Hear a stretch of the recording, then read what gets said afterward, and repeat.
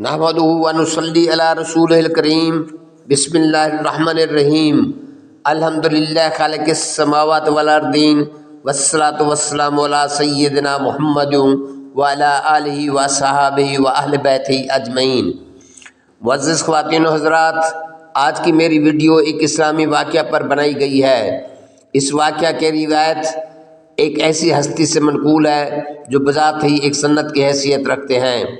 واقعہ تو کچھ اور تھا، لیکن لب لباب اس کا بھی یہی تھا کہ دین کی تعلیم حاصل کرنے والوں کی امداد کرنے والوں کو اللہ تعالیٰ جنت کا حقدار ٹھہراتا ہے۔ گزشتہ ویڈیو میں دو بھائیوں کا قصہ بیان ہوا تھا، جس میں ایک طالب علم تھا جس کو قبر میں پہنچتے ہی گور کو ان کے ہاتھوں سے فرشتے جنت میں لے گئے تھے، اور چند ماہ بعد جب اس کے دوسرے بھائی فوت ہوئے تو اس کے ساتھ بھی یہی ماجرا پیش آیا۔ یہ بھی جو ہی گورکن کے ہاتھ میں پہنچا قبر کشادہ ہو گئی اور فرشتے اسے جنت میں لے گئے، اس لیے کہ یہ بھائی پہلے فوت ہونے والے بھائی کے تعلیمی اخراجات محنت مزدوری کر کے برداشت کرتا تھا۔ آج کے واقعہ میں بھی دین کی تعلیم حاصل کرنے والے سے متعلق ہے، غور سے سنیے، انشاءاللہ ہم سب مستفید ہوں گے۔ مشہور مفسر قرآن اور مورخ ابن جریر طبری کے تذکرے میں لکھا ہے، آپ فرماتے ہیں کہ تعلیم کے دوران ہم چند ساتھی ایک علاقے میں مقیم تھے۔ کچھ مدت بعد ہمارے پاس خرچہ ختم ہوا اور دوسرا کوئی ذریعہ نہیں تھا، چنانچہ ہم نے واپس گھر جانے کا ارادہ کیا اور اپنا سامان اکٹھا کرنے لگے۔ اس محلے میں ایک یہودی بھی رہتا تھا۔ اس نے جو ہمیں دیکھا کہ ہم واپس جانے کی تیاری کر رہے ہیں تو ہمارے پاس آ کر کہا، تم کیوں یہاں سے جاتے ہو؟ ہم نے کہا، ہم یہاں علم حاصل کرنے آئے تھے، لیکن ہمارے پاس خرچہ ختم ہوا، اس لیے ہم واپس اپنے گھروں کو جاتے ہیں۔ اس نے دریافت کیا کہ تمہارا ماہانہ کتنا خرچہ بنتا ہوگا؟ ہم نے حساب لگا کر کہا کہ اتنے روپوں کی ضرورت ہوگی۔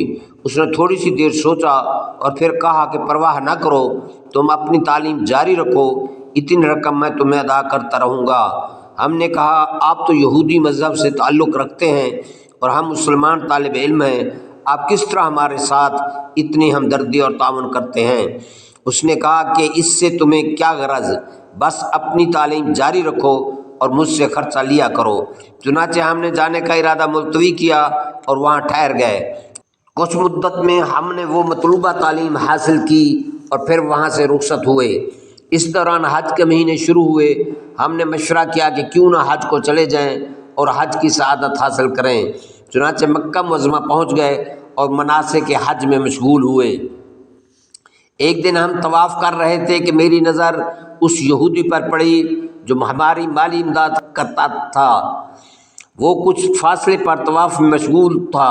میں نے ساتھیوں سے کہا کہ دیکھو، یہ شخص وہ یہودی تو نہیں ہے جو ہماری خدمت کیا کرتا تھا۔ انہوں نے جو دیکھا تو بول اٹھے کہ واقعی یہ تو وہی یہودی ہے، یہ کیسے یہاں آیا ہے؟ ہم اس کے فارغ ہونے کا انتظار کرنے لگے۔ جب وہ فارغ ہوا اور اپنی قیامگاہ کی طرف روانہ ہوا تو ہم بھی اس کے پیچھے گئے اور جا کر اس سے ملے اور جان پہچان ہوئی۔ وہ بھی بہت خوش ہوا۔ پھر ہم نے پوچھا کہ آپ میں یہ انقلاب کیسے آیا اور یہاں کیسے پہنچے؟ تو اس نے کہا، جس وقت تم نے خرچہ ختم ہونے کی وجہ سے وطن واپس آنے کا ارادہ کیا اور میں اس پر مطلع ہوا، اس وقت مجھے تورات کا مسئلہ یاد آیا۔ تورات میں لکھا ہے کہ بہترین صدقہ وہ ہے جو دین کے طالب علم پر خرچ کیا جائے۔ میں نے سوچا کہ اس وقت تورات کا کوئی طالب علم تو نہیں اور یہ لوگ قرآن کے طالب علم ہیں اور قرآن بھی آسمانی کتاب ہے، تو ان کی خدمت کر کے میں بھی یہ فضیلت حاصل کر لوں گا۔ اسی جذبے کے پیش نظر میں نے تمہیں وطن جانے سے روکا اور ٹھہرایا۔ پھر جب تم تعلیم مکمل کر کے چلے گئے تو میں نے رات کو تمہارے پیغمبر حضرت محمد صلی اللہ علیہ وآلہ وسلم کو خواب میں دیکھا کہ مجھے مسلمان ہونے کی مبارکباد دے رہے ہیں کہ مبارک ہو، تم مسلمان ہو گئے ہو۔ صبح کو جب بیدار ہوا تو اپنی بیوی سے اس خواب کا ذکر کیا تو وہ حیران ہو کر بولی کہ ایسا خواب تو میں نے بھی آج رات دیکھا ہے۔ حتیٰ کہ تمام اہل خانہ جو 17 افراد تھے، سب نے اس رات یہی خواب دیکھا تھا۔ چنانچہ ہم نے اس کو اشارہ غیبی سمجھا اور ہمیں یقین ہوا کہ روئے زمین پر اسلام ہی واحد سچا اور حق دین ہے۔ چنانچہ اسی دن ہم سب نے اسلام قبول کر لیا اور پھر دل میں حج کرنے کا شوق پیدا ہوا، اور اب ہم تمام اہل خانہ دولت ایمان کے ساتھ ساتھ حج بیت اللہ کی سعادت بھی حاصل کر رہے ہیں۔ معزز خواتین و حضرات، میں آج کی ویڈیو یہیں ختم کرتا ہوں۔ اللہ نے چاہا تو اپنی اگلی ویڈیو کے ساتھ جلد حاضر خدمت ہوں گا۔ تب تک مجھے دیجیے اجازت، اپنا رکھیے گا خیال۔ امید کرتا ہوں کہ میری آج کی ویڈیو پسند آئی ہوگی۔ اگر چینل پر نئے ہیں تو اسے سبسکرائب ضرور کیجیے، اور وہ دوست جو پہلے سبسکرائب کر چکے ہیں وہ لائک اور شیئر کرنے میں ہرگز تکلف نہ کریں۔ اللہ ہم سب کا حامی و ناصر ہو۔ والسلام۔